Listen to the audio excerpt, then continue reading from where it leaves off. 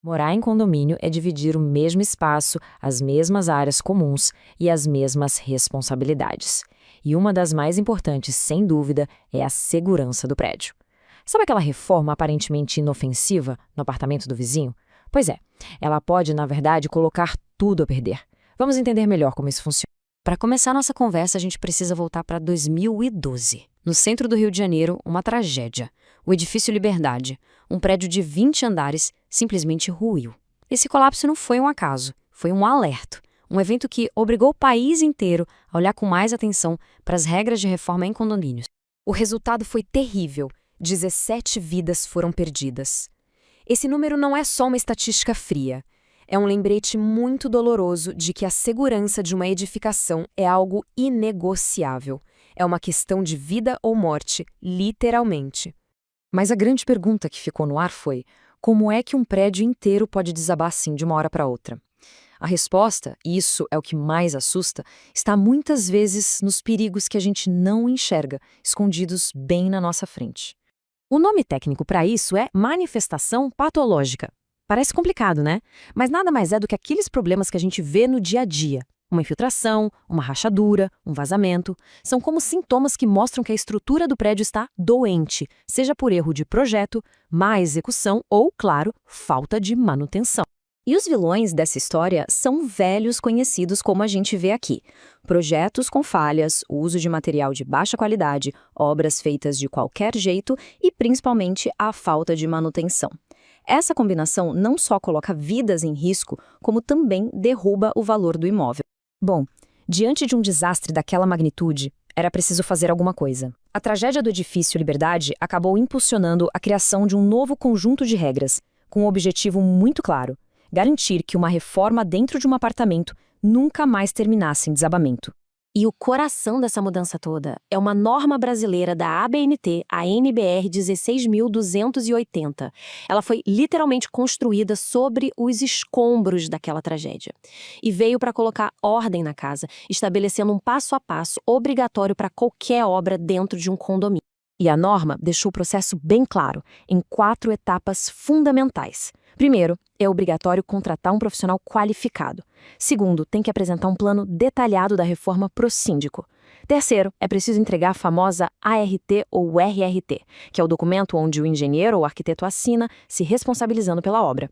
E o passo final, e mais importante, só começar a obra depois da autorização formal do síndico. Então, como a gente viu, a palavra final é do síndico. E não é à toa. A norma colocou nos ombros dessa pessoa um poder e uma responsabilidade enormes. O síndico passou a ser, oficialmente, o guardião da segurança do prédio. Essa citação aqui é muito forte. Ela fala que o síndico tem poder de polícia. Calma, não significa que ele é um policial, claro. Significa que ele tem o dever e a autoridade legal para fiscalizar e, se for preciso, intervir para garantir a segurança de todo mundo. E essa autoridade toda não vem do nada, está prevista no Código Civil. O síndico tem o dever legal de cuidar da conservação, de notificar e multar quem descumpre as regras. Ele pode, inclusive, proibir a entrada de material para uma obra que esteja irregular. A lei deu a ele as ferramentas para agir. Então, o ponto central é esse equilíbrio. De um lado, existe o direito de propriedade de cada um fazer o que quiser no seu apartamento. Do outro, existe o dever de garantir a segurança de todos. A norma e a lei são bem claras. A segurança coletiva vem sempre em primeiro lugar. E é o síndico que tem que zelar por isso.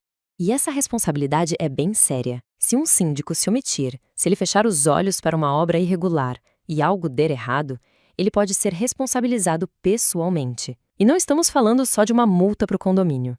A responsabilidade pode ser civil, afetando o patrimônio pessoal dele e até criminal.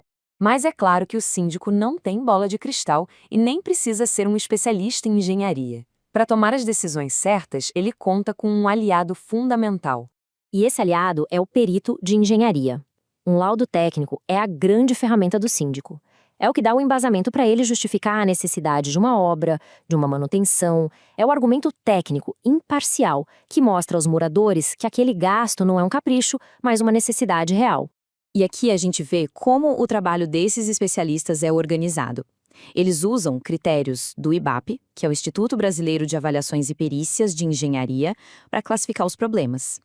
O risco pode ser crítico, quando há perigo imediato, regular, quando afeta o uso do prédio, ou mínimo.